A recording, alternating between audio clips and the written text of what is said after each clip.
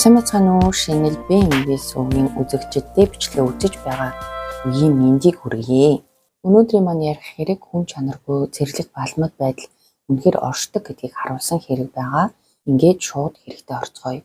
2006 оны 5 дугаар сарын 22-ны даваа гараг Францын өмнөд хэсэгт орших Пепан хэмээх жижигхэн тосгонд Уильямын эцэг эх хүүтэйгээ 3-аас 4 хоног холбогдож чадахгүй байсан тул ямар нэг таагүй зүйл тохиолдсон бололтой хэмээн санаан зовж эхэлсэн байна. Уильям удахгүй 21 нас хүрэх гэж байсан бөгөөд ажил хайж байсан. Тэр их гинэн хүүхдөрхөө зантай залуу байсан бөгөөд сүүлийн 3 сарын хугацаанд нийгмээс тусгаарлагдаж орон гэргүй хүмүүстэй ойртон хөрлөж эхэлсэн байж. Түүний гэр бүлийнхэн түүнийг иймэрхүү төрлийн хүмүүсийн хүрээлэлд орсонд нь эмч таатай байгаагүй. Ингээд Уильямын ээж үдээс хойш хүүгийнхээ алга болсныг цагдаагийн байгууллагад мэдэгдсэн байна. Харин цагдаа нар түүнд өнөө өглөө Санкана гэх тосгоны нутаг дэвсгэрээс нэгэн цогцос олдсон тухай хэлээд ихтэй танд одоохондоо яг хэн болохыг хэлж чадахгүй байна. Учир нь цогцос танигдахын аргагүй болсон тул ДНХ-ийн шинжилгээний хариуг хүлээхээс өөр аргагүй гэсэн байна. Ийм үг сонссон гэр бүлийнхэн ямар байдалд орсныг төсөөлхийн аргагүй. Гэвч тэд тэр биш байгаасэ гэж найдсан нь ойлгомжтой. 2-7 хоногийн дараа ДНХ-ийн шинжилгээний хариу гарч тэр нь үнэхээр Уильям мөн болох нь тогтоогддог. Талигачийн цогцыг түүний амьдарч байсан тосгоноос 50 км-ийн зайд орших Санкана тосгоны ойд зугаалж явсан нэгэн хос олсон байна. Цагдаа нарыг хэргийн газар очиход цогцос нүцгэн доошо харсан байдалтай хэвтэж ялзралд орж игэлсэн байсан ба хэд хоногийн өмнө амиа алдсан нь ойлгомжтой байсан. Толгой нүүр орчимд нь маш олон тооны ноцтой хүнд гэмтэл болон шархнууд, нуруу болон хөлн дээр нь түлэгдэлтийн уул мөр байсан. Цогцны хажуугаас 2 шүд олдсон байна. Мөн гэмт хэрэгт ашиглагдсан байж болцсошгүй 32 кг жинтэй цусны толботой том чулууг олсон байдаг. Шүүх эмнэлгийн 2 шинжээч бүтэн 1 өдөр зарцуулж Уильямын цогцыг задлан шинжилсэн байна. Тэдний дүгнснээр Уильямд учруулсан бүх төрлийн тамлал, хүчирхийлэл, яргалал нийлээд түүнийг өхөлд хүргэсэн байна. Түүний толгойн хэсэг нь хүчтэй цохилснаас авлын яс нь хагарсан байсан бөгөөд энэ нь хэргийн газраас олдсон чулуунаас үүдэлтэй байж болцсошгүй. Мөн нүүр, эрүү, духны яснууд нь маш олон хугарал болон бяцралтай. Үзүүний орчимд нь ямар нэгэн үзүүртэй зүйлээр хатгсан олон тооны шарх байсан бөгөөд эдгээрийн нэг нь 9 см урттай, мөрнөөс нь ууш хүрэн нэвт сүлбсэн байжээ. Үүнээс гадна биеийн бүх хэсэгт хөхөрсөн сорив, түлэгдэлтийн улмөр олноороо байв. Хэргийн газраас 2 шүд олдсон ч үнэндээ зөвхөн 2 биш нийт 12 шүдийг нь амьд ухаантай байхад нь хүчээр сугалж авсан байна. 12 шүдийг хүчээр сугална гэдэг бол сөөлхийн аргагүй аимшигтай тарчлаа. Шүдний шинжээчийн дүгнэлтээр Уильямын зарим шүд маш бат бөх суулттай байсан тул эдгээрийг сугалж авахын тулд нэлээд их хүч хэрэглэсэн гэж тэмдэглэжээ. Тэрээр мөн Уильямын мэдэрсэн дисферлэшгүй үүдэлтийг харгалзан үзвэл тэр ухаан алдах хүртлээр шаналсан байх боломжтой гэж үзсэн байна. Үүнээс гадна бүх шүдийг нь бөөнөөр нь зулгаасан нь маш их цус алдалт үүсгэж зөвхөн энэ шалтгаанаар ч амь насанд нь хүрч болох байсан гэж шинжээч онцлсон байна. Мөн бэлгийн хүчирхийлэл үйлдэгдсэн нь тогтоогдсон бөгөөд оршног орчимд нь маш хүнд гэмтэл илэрсэн байна. Шинжээчдийн үзэж байгаагаар хэрвээ Уильям амьд үлдсэн бол эдгээр гэмтлийн улмаас насан туршдаа тахир дутуу болох байсан гэжээ.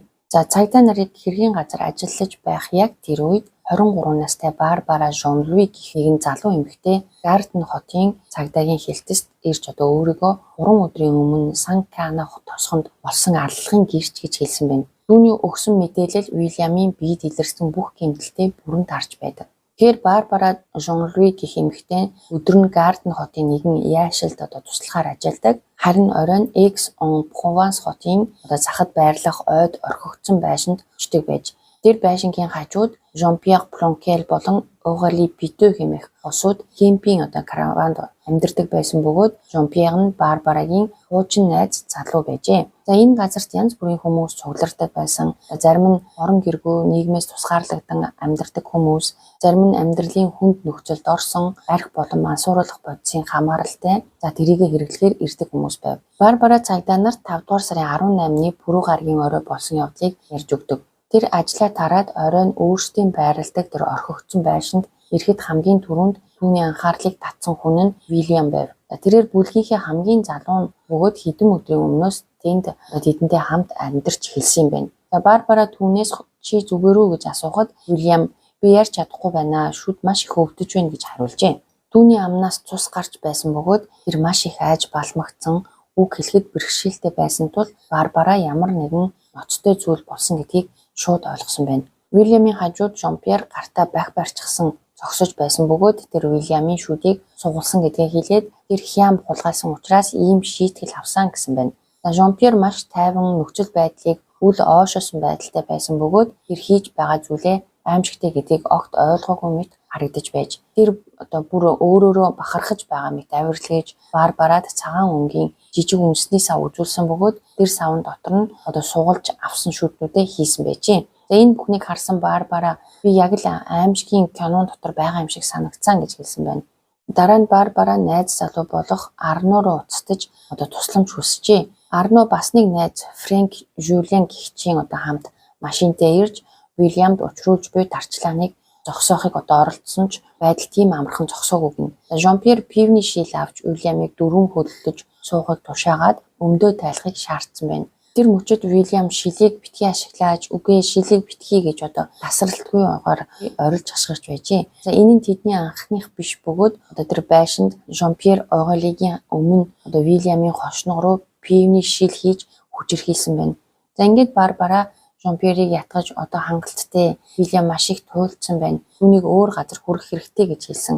Оройн 22 цагийн орчимд тэд хөдөлж Уильямыг Санканад амьдардаг наг зэгчэнд нь хүргэхээр явсан. Машиныг Барбара жолоодож Жон-Пьер түүний хажууд сууж арын суудалд Оголи болон Уильям байв. Харин Барбарагийн найз залуу Арно болон түүний найз Фрэнк Жюлианаар өөр машинд урд нь явж байсан байна. Тэд замдаа хэсэг зогссон бөгөөд Жон-Пьер болон Арногийн хооронд маргаан үүсснээр хоёр машин салж Арно болон Фрэнк нар гэрлүүгээ буцжээ. Үүний дараа Жон-Пьер Барбараг шорон зам руу эргэхийг тушаасан байна. Тэгээд машинаа зогсоохыг шаардаж би тооцоо бодох ёстой гэж хэлээд Уильямыг дагуулan жалга руу явсан. Хэдэн хормын дараа Барбара Уильямын зогс гэж орилохыг сонсоод гар утасныхаа гэрлийг асан ойртуулан харахад Уильям газар хөвтчихсэн. Жон-Пьер түүний дэргэд том чулуу бариад зогсож байдаг. Барбарагийн хийснээр тэр чулуу нь толгойн хэмжээтэй байсан гинэ.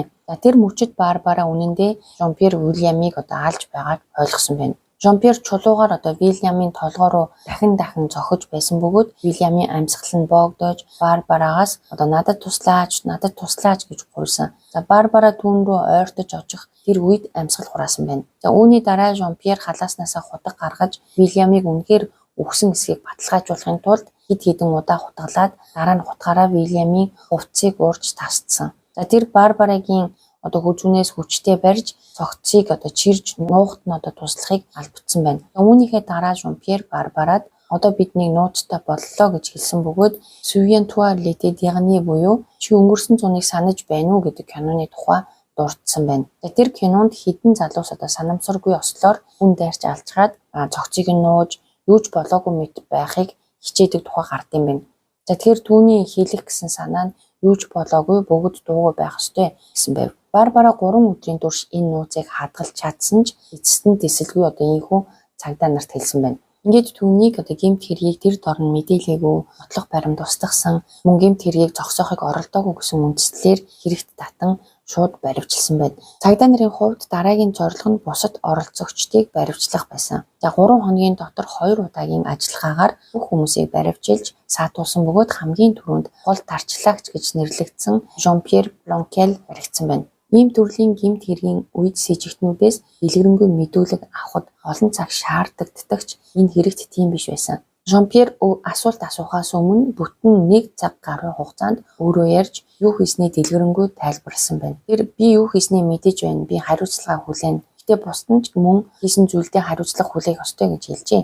Жон-Пьерийн ярьснаар бараг бүх хүн Уильямыг хүчирхийлж тарчилгаж байсан байна. Уильям энэ бүлгийн золиос болсон хүн байсан бөгөөд хэдэн 7 хоногийн турш байнга хүчирхийлэлд өртдөг байж тэр заримдаа жижиг алдаа гаргадаг байсан ч үүнийг хүнлэг байдлаар засахын оронд шууд шийтгэж зодож байв.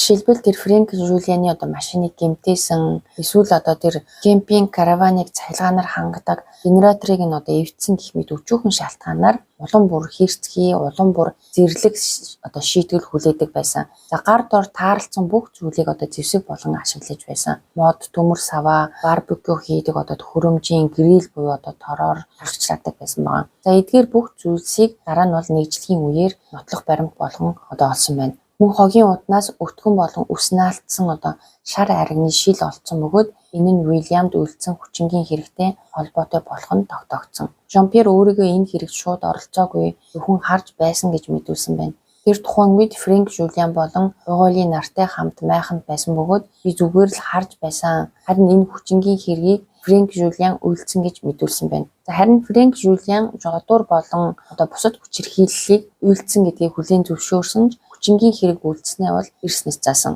Цэжигтнүүд бүгд байцаалтын үеэр нэг зүйл дээр санал нэгдсэн нь аллах болсон тэр орой бүх зүйл энгийн нэг хям хулгайсан хэрэгээс биш, харин өөр шалтгаанаас болж хурцагдсан байна. Жинхэнэ шалтгаан нь нэг дотор хувцс байсан. За Жон-Пьер найз бүсгүй Уголигийнхаа төрсөгийг Уильямын халааснаас олсон бөгөөд Уильям үүнийг бэлгийн дур хүслээ хангах зорилгоор ашиглах гэж байсан нь Жон-Пьерийн уурыг хүргэсэн юм байна. За тэр өөрийн амьдарч буй газраа бусдтай хуваалцаж болох ч найз бүсгүйгээ хизээж хуваалцахгүй гэж үзсэн байна. За үүний дараа тэр Уильямыг даяар цохиж улмаар шүдийг нь суулгах тэр аимшигт үйл явдал эхэлсэн. Жон-Пьер бүх шүдийг Фрэнк Жулиан сугалсан гэж мэдүүлсэн бол Фрэнк Жулиан өөрөө бага хэмжээгээр оролцсон гэж хүлээн зөвшөөрсөн. За тэр гаргасан алдаа бүрийнхэн төлөө нэг шүд сугалсан гэж хэлсэн бөгөөд энэ нь үнэхээр аимшигтай зэрлэг тооцоо байсан байна. Уильямын шүдийг сугалсан тэр мөч нь буцах замгүй цэг болсон. За тэр үеэс эхлэн бидэнд хоёрхан сонголт үлдсэн. Хийсэн зүйлээ хүлээн зөвшөөрч олон жилийн ялаавах, эсвэл Уильямыг устгах. За тэр маш их цус алдсан, царайн цон хийж ухаан алдаж эхэлсэн байна. За ингээд тэд дуусгар болгох шийдвэр гаргаж Уильямыг хаана орхих вэ гэдгээ бодож эхэлсэн. Эхэндээ түүнийг даллаад хаях санал гарсан бөгөөд бүр хөлийг нь таслах тухайч ярьж байсан. Дараа нь Massif des Alpes гэх газар руу аваачиж урагшлах санал гаргасан байна. Massif des Alpes гэдэг газар нь болохоор дундаж өндөртэй уулсын нуруу бөгөөд цагаан шохон чулуулаг бүхий өвөрмөц байгальтай байна. За Арну өөрийгөө өмнө нь хүн алж тэнд болж байсан гэж хүртэл хэлж байсан. За эцэст нь тэд санал хураалт явуулж Альпилд аваачиж тэнд нь алах шийдвэр гаргасан юм байна. За гэвч замдаа тэд гинт зогсож төлөвлөгөө нь өөрчлөгдсөн. Жон-Пьер Арнуд маргалтаж зогсноор Арну уурлаад цааш өөртөө учраа олоо гэж хэлээд явсан. За ингэснээр Барбара хаана явж байгаагаа ч ойлгохоо болсон байна. Уильямын биеийн байдал улам муудаж тэд машин дотор өгсөн хүнтэй үлдэх аюул тулгарсан тул хамгийн ойрын зам дээр зогсохоор шийдсэн. За ингэж Сан Канагийн орчинд бүх зүйл өрнөсөн нь зүгээр нэг тохиолдол байсан байна. За Жон-Пьер өөрийгөө аллахын гол гүйцэтгэгч гэдгийг бүрэн хүлээн зөвшөөрч анхны чулууг шийдэж эцэст нь Уильямыг алсан гэдгийг бол мэдүүлсэн. Гэвч тэр Барбараг мөн оролцсон гэж буруутгасан. Түүний хэлснээр Барбара Уильямыг машинаас гаргахад тусалж дараа нь гар утсаараа гэрэлтүүлж байснаа чулуу авч Уильямын толгой руу шидсэн гэнэ. Тэр хоёр хоёулаа чулуу шидсэн. Хэрв тэр алуурчин бол Барбарач мөн адил алуурчин гэж тэр мэдүүлсэн байна. Мөрдөн байцаалтын явцад тодорхой болсон нэг зүйл бол энэ хэрэгт оролцсон хинч цэвэр байгаагүй явдал юм. Хүн бүр янз бүрийн хэмжээнд хүчирхийлэлд оролцож эцэст нь Уильямыг үхэлд хүргэсэн. За байцаалтын дараа Жон-Пьер аллах үйлдсэн хэрэгээр харин бусд нь хамтран оролцсон болон тамлан зовоосон зэрлэг балмад үйлдэл хийсэн хэрэгээр яллагдагчаар татагдсан байна. Гэвч нэг асуулт гарч ирсэн нь Уильям яагаад зүхтаагүй юм бэ? За тэгэхээр Уильям бол 130 кг жинтэй, том биетэй ч дотроо маш зөөлөн, хайр халамж ихтэй, хүүхдэрхөө зан чанартай. Тэр 20 настай ч гэсэн их инхрийлэл, халамж хүсдэг, үнсүүлэх, эврүүлэх дуртай, сэтгэл хөдлөл ихтэй нэгэн байжээ. Түүний хит их идэх эмгэг нь хамгийн том асуудал байсан. Тэр эмчилгээ хийлгэж тусгай хөтөлбөрт хамрагдсан ч энэ өвчин нь үе үе дахин сэтэрдэг байж. Үүнээс болж тэр ихэвчлэн шоолуулж, дооглуулдаг байсан бөгөөд энэ нь нийгэмд дасан цогцоход нь ихээхэн хүндрэл учруулдаг байв. Тэр үнэхээр өөрийн жинхэнэ хайр дурлалтайгаа учрахыг хүсдэг байсан. Тэрээр зарим эмэгтэй найзтай сэтгэлээ илэрхийлж байсан ч бүгд зүгээр найзууд хэвэр үлдээ гэж харуулж энэ ч түүний найз бүсгүй болохыг зөвшөөрөөгүй. Тэгэхээр одоо өмнө нь огт үерхэж байгаагүй бөгөөд энэ байдлыг дотроо их хүн дээр хүлээн авдаг, өөртөө сэтгэл хангалуун биш, өөрийгөө одоо үзэн яддаг байсан юм байна. Тэр одоо өөрийнхөө одоо суцыг ханаж, тамхиар одоо түлж гэмтээдэг байсан. Бүр өөрийнхөө ханан дээр би бол новш өхмээр байна гэж одоо бичиж байсан нь түүний дотоод шаналлыг бол илтгэж байсан. За тэрээр 19 настайдаа мэргэжлийн үнэмлэх авсан ч гэсэндээ тогтмол ажил олж чадалгүй энд тэнд богино хугацааны төр зүрийн ажил хийж байсан байна. Тиймээс тэр одоо мобилид унаад янз бүрийн газарт одоо анкетыг тарааж ажил хайж явдаг байж.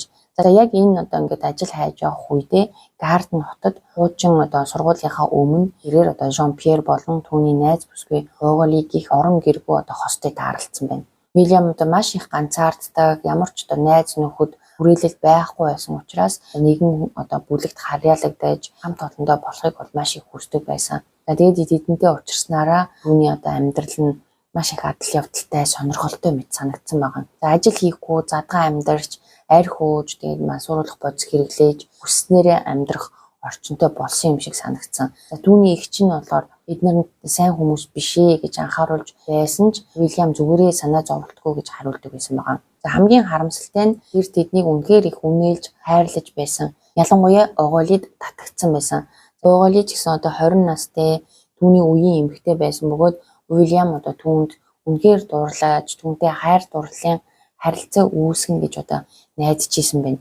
За нас барахаас өмнө хэдэн сарын өмнө Вильям одоо эцэг эхийнхээсээ гэрээс гарч тэр Оголигийн амьдардаг тэр кемпинг караваны хажууд нь майхан бариад амьдардаг болсон байгаа. За эхэндээ тэрд түүнийг зодддоггүй, тэр бусдтай адил байр суурьтай байсан. За тэр дэлгүүрээс хүнс авчрах, хоол хийх зэрэг ажлыг хийдэг байсан бөгөөд бараг бүхнийг хийдэг хүн болсон байна. Аажимдаа одоо бусд нь түүнээс тусламж гуйхаа болоод харин тушаал өгдөг болж гэрч одоо бүгдийг нь биелүүлдэг байв. Гэвч аажмаар тэр бүлгийн одоо золиос болж бүгдийн одоо уураа гаргах бай болсон байна. За тэр ямар нэгэн зүйл эвдсэн бол шийтгүүлнэ, ям идсэн бол шийтгүүлнэ. За эхэндээ хүчирхийлэн хэрээс идрэхгүй үед одоо тэр үүнийг одоо хүлээн зөвшөөрдөг байсан байгаа. Учир нь бүлгийн одоо золиос байх нь ч гэсэн тухайн бүлэгт байр суурьтай байна гэсэн үг. За нэг төрлийн шалгалт, элсэлт мэд одоо санагдаж ихэндээ хүчирхийллүүдийг одоо удахгүй зогсох байх гэж бодон төвчж байсан байна. Амиа алдахаас хэдхэн хоногийн өмнө гэдэг тэр найз гэж итгэж байсан Жон Пьертэй хамт Бибан тосгонд байх эцэг эхийнхээ гэрт ирсэн байна. Түүнийг одоо Жон Пьертэй буцаж ирэхэд нь нүд нь хөхөрч гсэн, чихнээс нь цус гарч байсан байна. Гэвч Жон Пьер одоо эцэг эхийг нь маш овжин залтай байдлаар тайвшруулад бид Вильямд анхаарал тавьж байгаа учраас тэр маш сайн байгаа, бүх зүйл зүгээр, бид түүнд тусалж ажил олж өгнө гэж хэлсэн байна. Ингэж одоо тэд Вильямын толгойд энэ бодлыг суулгаж тэр өөрт нь одоо болж байгаа бүхнийг энэ миний төлөө намайг илүү хүчтэй хийгэн эр хүн болгоно гэж итгэн хүлээн зөвшөөрсөөр байсан юм байна. Шийтгүүлснийхаа дараа тэр бүр өөрөө уучлалт гуйж та нар намайг одоо шийтгсэн нь зөв, би буруу зүйл хийсэн гэж хэлдэг байсан байна. Тэр одоо энэ бүх зүйл ийм аимшигтай хэмжээнд хүрнэ гэж огт төсөөлөөгүй байсан. Тэгвэл тэр орой Вильямыг алах гэж байгаа хэн мэдэж байсан бэ? Тэр Жон Пьер болон түүний найз бүсгүй Оголи хоёрын одоо хувьд энэ нь тодорхой байсан. За тэд цагдаагийн байцаалтын үеэр тухайн орой амьдардаг газараас гарахаас өмнө Вильямыг алах, цогцыг нь устгах шийдвэрийг хамтдаа гаргасан гэдэг бол хүлээн зөвшөөрсөн байна. Энэ нь урдчлан төлөвсөн аллах гэдгийг бол баталж байгаа. Харин үлдсэн 3 хүн юу гэж мэдүүлсэн бэ? Тэр Арно болон Фрэнк Жулианаар тухайн орой зөвхөн ойролцоох дэлгүүрээс шар ариг авах гэж явсан гэж мэдүүлсэн. За цагдаа нар энэ мэдээллийг шалгахад үнэхээр шар ариг авсан нь тогтоогдсон ч энэ тайлбар хангалтдаггүй байв. Ягаад 6 хүн 2 машинд хуваагдаж, ухаан алдаж одоо цус ихээр алдаж байсан Вильямыг одоо авч явж шар ариг авах ёстой гэж. За энэ тайлбар огт үнэмшилгүй байсан. Мөн Барбара, Арно, Фрэнк Жулианаар Вильямыг Сан Канад байдаг нагц эгчийн одоо хүргэж өгөхөөр явж исэн гэж мэдүүлсэн ч энэ нь бас худлаа байсан. Учир нь Вильямд тэнд ямар ч нагц эгч байгаагүй бөгөөд эдний одоо явж байсан зам нь ч аль хэдийн Сан Канаг өнгөрсөн байсан байгаа. За иймээс энэ 3 хүн мөн аллагад хамтран оролцсон хэрэгээр шүүхэд татагдсан. За ингээд 5 сэжигтэн гарч ирсэн бөгөөд тэд яагаад ийм зэрлэг хүн чанаргүй үйлдэл хийсэн бэ гэсэн асуулт гарч ирнэ. Ийм төрлийн хэрэг дээр хүмүүс сэтгцийн өвчтөе эсхийг хайх хандлагатай байдаг. Гэвч энэ найдвар удалгүй үгүй болсон. Учир нь тэд бүгд ерөнхийдөө бол эрүүл ухаантай хүмүүс байсан байгаа. Гэтэ өдөрт маш их хэмжээний арх, мансууруулах бодис, одоо хар тамхи хэрэглэж байсан нөхцөлд хүн хэвийн одоо сэтгэж чадах гэж үү. Энэ нь хүний дотоод хяналтыг судруулж, дотор нь байсан уур хилэн тогшин зан авирыг ил гаргадаг. За нэг үгээр хэлбэл эдгээр хүмүүс хүний амьдралыг ямар ч үн цэнгүй гэж үздэг. Эдэнд хүн чанар гэдэг ойлголт байхгүй болсон. Бид бусдаас тусгаарлагдсан, өөрсдийн гэсэн хаалттай ертөнцид амьдарч бидний лагер гэж хэлж болох тэр хаягдсан газар нь бусдын нүднээс далд байдаг тул өөрсдийн хийж болох бүхэл муу болгоныг үйлчлүүлэх бүрэн боломжтой. За ер нь бол бүлэгтээ хүлээн зөвшөөрөхдгийн тулд хүчирхийлэлд оролцох шаардлагатай. Энэ нь бүлгийг нэгтгэж бат бөх болгодог байж. Тэр бүлэгт нэг удирдагч байсан бөгөөд тэр нь бол Жон-Пьер. Тэр биеэр том, хүчтэй, хамгийн их зодтой, хамгийн харгас үйлдэл хийх чадвартай хүн байсан тул бусд нь түүнээс айж болгоомжлдог байж. Тэр тушаал өгмөгц хичнээн аимшигтай байсан ч түүний тушаал шууд биелдэг байсан. Тэгэхээр яагаад Жон-Пьер ийм аимшигтай зан араншинтай юм бол? Тэр Францын хойд хэсгээс гаралтай бөгөөд гэр бүлийн үнэнч бус харилцааны үр дүнд төрсэн хүүхэд байжээ. Түүний төрсөн эцэг нь аль хэдийн гэр бүлтэй байсан тул түүнийг хүлээн зөвшөөрөх хүн байна. За ээж нь хожим нь айлбарлахтаа тэр хүн бүх хүүхдүүдтэй маш хэрцгий ханддаг, мансууруулах бодис хэрэгэлдэг, амьдралыг нь бол хам болгодог байсан тул түүнийг орхихоос өөр аргагүй болсон гэсэн байна. Жон-Пьер 5 настайдаа ах トゥ нарынхаа хамт асрамжийн газарт орцсон бөгөөд ээж нь дараа нь шинэ амьдрал эхлүүлж хүүхдүүдэд буцаан авахыг оролцсон ч зөвхөн Жон-Пьерийг л авч чадаагүй. Яагаад тэгэхээр тэр зан авирын хувьд тогшин хяналтанд ороход хэцүү, бусдад муу нөлөө үзүүлдэг гэж үзэгдэн асрамжийн газарт үлдсэн байна. За ингэснээр түүний дотор хуримтлагдсан уур үзэн ядалт улам бүр нэмэгцээр байсан байна. 14-15 наснаас эхлэн тэр олон зөрчил гаргаж эхэлсэн бөгөөд зан авир нь улам бүр асуудалтай болсон тул ээж нь эцэст нь түүнийг сэтгцийн эмнэлэг төвлөрөхөөр шийдсэн байна. Гэвч тэр эмнэлэгт байхдаа Жон-Пьер өөрөө дэлхийн хүчирхийлэлд өртсөн бөгөөд үүнийг өөрийг нь эмчилж байсан эмч үлдсэн байсан. За тэр хожим ээжтэй бичсэн цагталтаа тэр өдөр би өөхөж байгаа юм шиг санагдсан гэж бичсэн байдаг. За ийм амьдралд туулсан хүн хэрхэн хэвийн хүн болж төлөвшөх вэ? 17 настайдаа ямар ч дипломгүй, ажилгүй болсон тэр гудамжинд гарч гуйлах, жижиг хулгай хийх амьдралд татагдан орсон ч нөгөө талд хайр дурлалын харилцааг зорхив хүн байна. Тэр эмэгтэйчүүдэд таалагддаг, тодорхой нөлөө үзүүлдэг байсан бөгөөд хөвчлэн сэтгэл зүйн хувьд сул дорой, эр хүний хүчрхийг дүр төрхийг хайж байсан эмэгтэйчүүдийг татдаг байв. За Барбара болон Оголи хоёрын хувьд Жон-Пьер тэдэнд нэг төрлийн хамгаалалт, аюулгүй байдлын мэдрэмж өгдөг байжээ. Гэвч энэ хоёр эмэгтэй хооронд байнгын өрсөлдөөн өрнөдөг байсан. Тэд хоёулаа бүлгийн удирдагчийн эмэгтэй болохыг хүсэж түүний анхаарлыг татахын тулд нэгнээсээ илүү байхыг хичээж түүний дургыг өрөхгүй байж түүнд таалагдаж сэтгэл төрүүлэх ёстой байсан. Жон-Пьер бол бараг бүхэнд өөрийн дүрмийг тулгаж чадсан удирдагч байсан ч Фрэнк Жюлиан түүний бүрэн иргэшээлд ордоггүй харин нэг төрлийн хоёр дахь удирдагч байжээ. Тэдний амьдралын замналт төстэй хоёулаа хайр халамж хүмүүжил дутагдсан орчинд өссөн сэтгэлийн гүн шарахтай хүмүүс байсан. Фрэнк Жюлиан Марсель хотын ахын дүүрэгт өссөн бөгөөд түүний хүүхэд нас архитектаар дүүрэн байсан. Эхлээд эцэг нь дараа нь эхэн архинд орсон. Тэднийх 6 хүүхэдтэй байсан бөгөөд бараг бүгд сургуулиас гарч асрамжийн газар асран хамгаалах гэр бүлд шилжсэн байдаг. Гэсэн ч Фрэнк Жюлиан хэсэг хугацаанд хэвийн амьдралтай байж чадсан байдаг. Тэр эхнэр хүүхэдтэй ажилтай байсан бөгөөд сантехникч халаалтын системийн мэргэжилтэн болж ажлаа маш сайн хийдэг байсан ч түүний амьдрал гинт нуран унсан. Түүний ажил олгогч амиа хорлсноор тэр ажлаа улмаар орлогын их үүсвэрээ алдсан байна. Ингэснээр өнгөрсөн амьдралынх нь сул талууд дахин гарч ирж 13 настайгаас хэрэглэж эхэлсэн харт амхны донтолт нь улам гүнзгийрч амьдрал нь доошлж эхэлжээ. Тэр эхнэрээ, гэр бүлээ, гэр орноо алдаж эцэст нь гудамжинд гарчээ. Фрэнк Жюлиан болон Жон-Пьер хоёр маш түрэмгий зан авиртай байсан нь бүлгийн хүчирхийллийг улам дэвэргэсэн байна. Хинэн ч нөгөөгөөсөө дутахыг хүсээгүй бөгөөд хинэн илүү харгас, илүү хүчтэй гэдгийг харуулахыг оролдож байсан байна. Бүлгийн доторх энэ өрсөлдөөн нь хүчирхийллийг улам даамжруулж эцтэй хяналтаас гарсан. Эдгээр бүх зүйл нэг дотор хувцснаас эхэлсэн мэт харагдавч энэ нь зөвхөн шалтгаан байсан байна. Үүн дээр энэ нь аль хэдийн хуримтлагдсан уур, огсон зангийн илрэл байсан. Фрэнк Жюлиан маш хурдан нөхцөл байдлыг гартаа авч дахиад шүд сугалсан хүн нь тэр байсан байна. Тэр өөрийгөө ямар хэрцгий байж чадахыг харуулахыг хүсэж байсан. Ингээд энэ нь илүү аимшигтай үйлдэл хийх вэ гэсэн өрсөлдөөн эцэстээ хамгийн дээд түвшинд хүрч хяналтаас гарч аимшигтай хүчирхийлэл, яргалал болж хувирсан юм байна.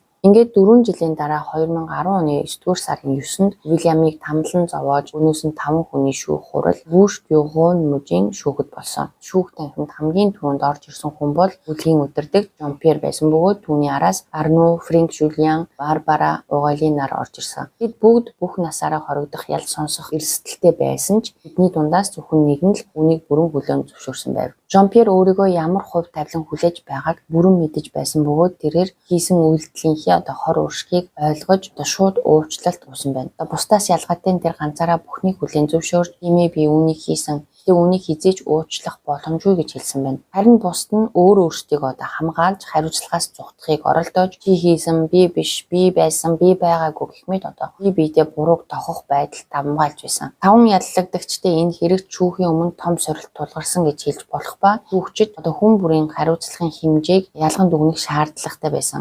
Тэд бүгд буруутай тодорхой байсан ч адилхан ял оноох боломжгүй байв. Шүүхийн танхимд Угали болон Барбара бид Уильямыг огт цохиж байгаагүй гэж мэдүүлсэн бол Арну өөрийн үйлдэлийг багасхан тайлбарлаж зөвхөн 2 алгацсан хэдэн удаа өшгөлсөн үүнээс өөр зүйл хийгээгүй гэж хэлсэн байна. Фрэнк Жулиан ч мөн өөрийгөө хамгаалах гэж оролдож тэр хүчингийн хэргийг үргэлж үүсгэж байсан бөгөөд бүр эмэгтэй хүн байсан бол ойлгож болох юм аа. Харин эрэгтэй хүн "За үгүй, энэ бол болохгүй, байж боломгүй" гэд ачиргалтай зохисгүй тайлбар өгсөн байна. Шүүх хурал дээр шүүх эмнэлгийн эмч, шүдний шинжээч нар ээлжлэн Уильямд учруулсан бүх дарчлааныг дэлгэрэнгүй хэлбэрсэн. Шүүх танхимд байсан Уильямын гэр бүлийнхэн энэ бүхнийг дэвчин сонсож байсан. Бидний хүссэн ганц зүйл бол та нар яагаад ийм зүйл хийсэн бэ гэдгийг ойлгох явдал байсан ч хамгийн хэцүү нь энэ асуултад хизээч бүрэн хариу олдохгүй байж магадгүй гэдгийг ойлгох явдал юм.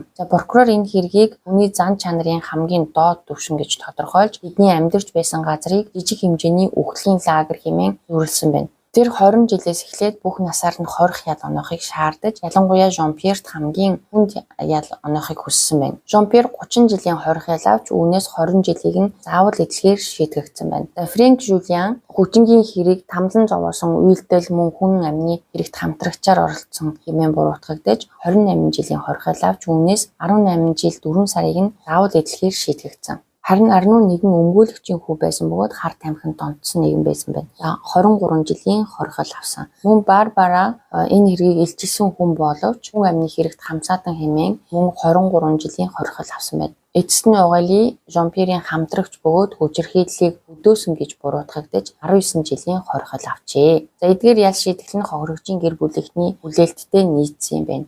Тэд "Өнөөдөр бид Уильямын төлөө тэмцлээ. Тэд хийсэн хэрэгийнхээ төлөөсийг төлөлөө" гэж хэлсэн байна. Ингээд өнөөдрийн маань энэхүү аимшигтай хэрэг үгээр өндөрлөж байна. Энэхүү хэргийн талаар та нар юу гэж бодож байгаагаа сэтгэл хэсэгтчиж үлдээгээрэй. Ингээд дараагийн бичлэгээрээ уулзлаа. Түр баяртай.